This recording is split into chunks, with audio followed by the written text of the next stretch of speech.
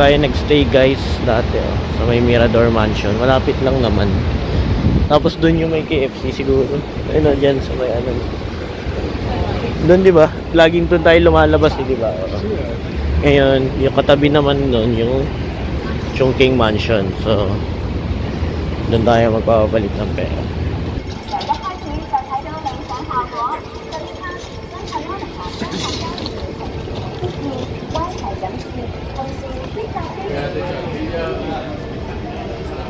Eh, di naman dyan. Doon tayo magpalit sa UK Exchange. Ang rate nila is 7.2. 7.2. We sell. Magpapalit na tayo guys. 7.2 Philippine peso to HKD. So, try namin kumain ngayon sa may KFC. Tingnan natin kung nag-iba na ba yung lasa ng KFC dito. Yung lamig dito guys ngayon is parang Baguio. Parang Baguio. Mas malamig pa rin dito. So, anong oras na ngayon 11:13. Pero grabe yung lamig. So, dyan lang yung pag-i-stayan natin yan. Gymshark. Finally, nakita na namin ng KFC. Ayan siya. Check nyo yung in-order namin. Tignan nyo. Wow. Tignan nyo naman yung bucket niya. Ayun, cart, nuggets. Tsaka yung soft drinks nila napakalaki. $75 lahat to, guys. With mushroom nila. Napakalaki. Ayan yun, guys. Grabe. Sulit. Parang yung chicken niya, parang half ng Hot Star fried chicken na. Half ng Hot Star fried chicken. Ngayon, ito naman yung alaking nila. Iba yung alaking sa atin sa alaking nila. Try na tayo, guys. Try natin yung nuggets nila. Try natin.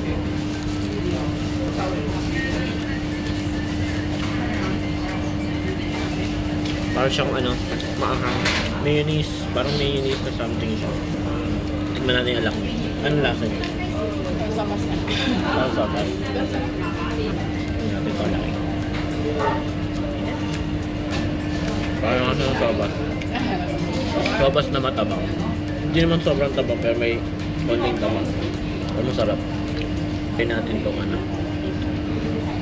mushroom. Ito, parang normal na chicken siya. May gravy lang. Tingnan natin guys, so tart.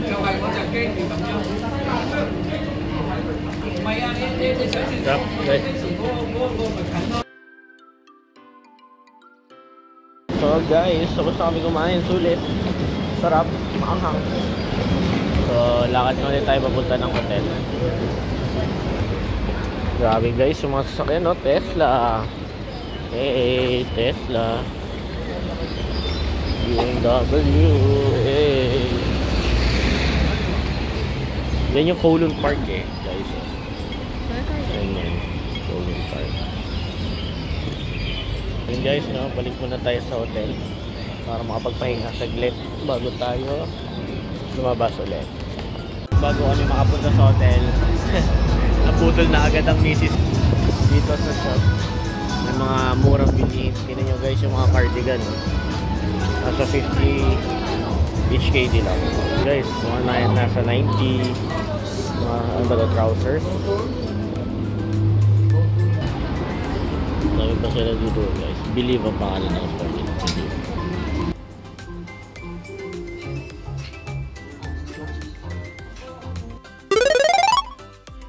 Hi guys, good afternoon. So it's already 6:13. So try natin lumabas at maglakad-lakad punta tayo ng Avenue of Stars. Tara, samahan niyo kami. So guys, mga Rolex Rolex. Tudor. Parang uwian na dito guys Dami ng tao. Mga nakapila sa mga bus. Punuan na yung mga bus nila, no? Pag gintong time, rush hour na. Pero tingnan nyo naman, nakapila sila na maayos, no? Sa mga bus stop. Hindi naman punuan, pero pila. Ah. Yun guys, bale, naglalakad lang tayo ngayon along Nathan Road. Dito lang naman banda yung ano eh, Avenue of Stars, yung Hong Kong Museum. Ayun yung Hong Kong Museum of Art to. So malapit lang siya.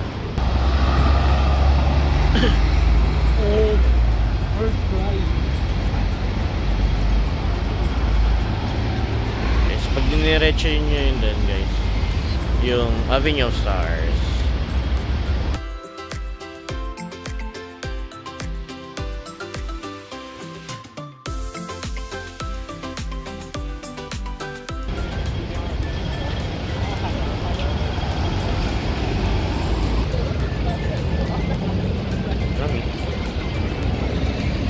Hong Kong Space Museum. Dito rin yung cultural center nila. Try. Check natin guys. Punta tayo dito. Yeah. Hong Kong Museum. Hong Kong Cultural. Check natin guys. Kasi may mga show dito. Tignan natin kung magkano yung mga presyo. Yeah. Don't you stand in front stalls and look for us? Kaya nga eh. No? Ano sa 40 minutes pa. Yung 6:30 guys kasi po ang bata pa siya. Parang ano siya, Little Mermaid. Ay hindi mo ba yun? Ito natin yung statue. Then, Hong Kong Cultural Center nila. Parang CCP sa atin. Pwede ba tumawid dito? Pwede naman siguro. So, try natin magpa-picture. Guys, tingnan nyo guys. Ang itsura niya.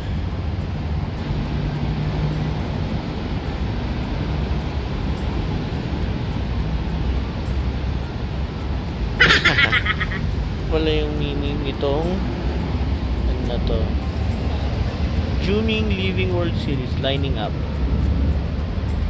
Guys, lakad ulit tayo guys. Tingnan nyo, yan yung Victoria Harbor. So punta tayo ngayon guys dun sa Victoria Harbor. Oh guys, tingnan nyo. Tingnan nyo kung gaano kaganda.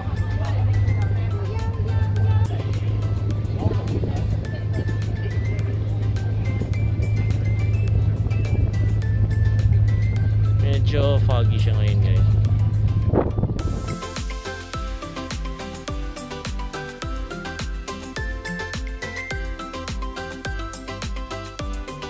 So, grabe, napakaganda at napakalamig dito.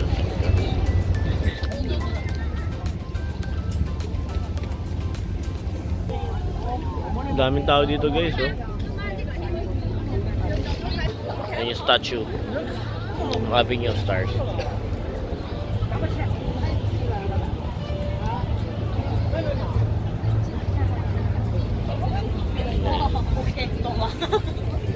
Statue of Avenue of Stars.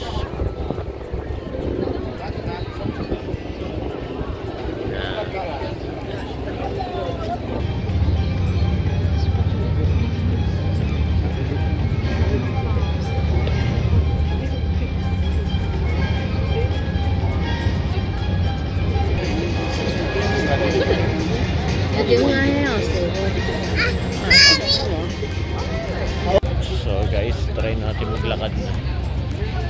Di ba tayo nakapunta dito?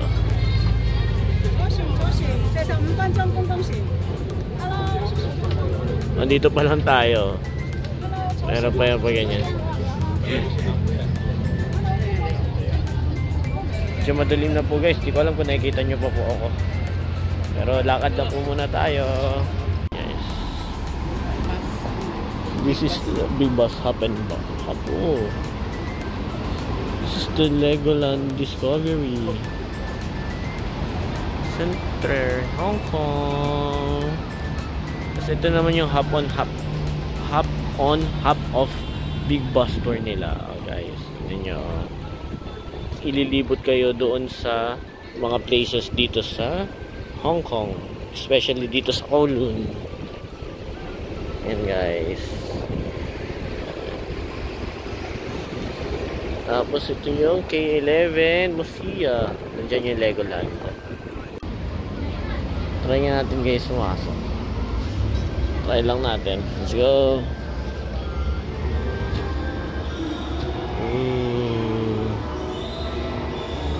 May MTR din dito sa baba. Nice. May slide. Cute. Ayun guys, may slide siya dyan. Yung dun sa baba. Ayan, ganyan siya. The biggest indoor slide in Hong Kong. So, try natin maglakad ulit guys. Siguro try natin mag-check ng mga food sa 7-Eleven. Tomorrow na lang tayo mag-explore ng mga local foods dito. Ngayon medyo humina-hina na yung lamig.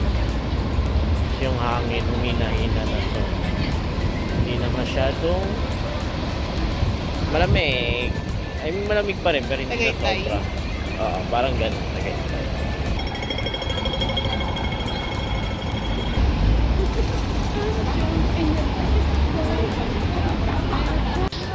Along Nason Road, pumasok lang tayo dito sa Peking Road. Ayan. So may mga food stall dito. Ayan. Meron silang mga waffle, juice, mga fish balls, mga parang mga seafoods siya eh. Sausage, chicken beef, pork. Customer review reward siya, huh? Guys, Siam noodles, baka gusto nyo i-try. So, for now, 7-Eleven muna tayo. Chips nila, burritos, pizza. Try tayo. Sandwich, mga cream bun. Together? Yes, together. We need a bag plastic. You need a bag yes, plastic. yes. Plastic Please. bag $1, okay? Okay, yes. Ice cream nila. $20. 19. I think it got 19. Sige, pasok na tayo sa hotel natin. Pasok na tayo dito. Guys, so nandito na tayo sa room.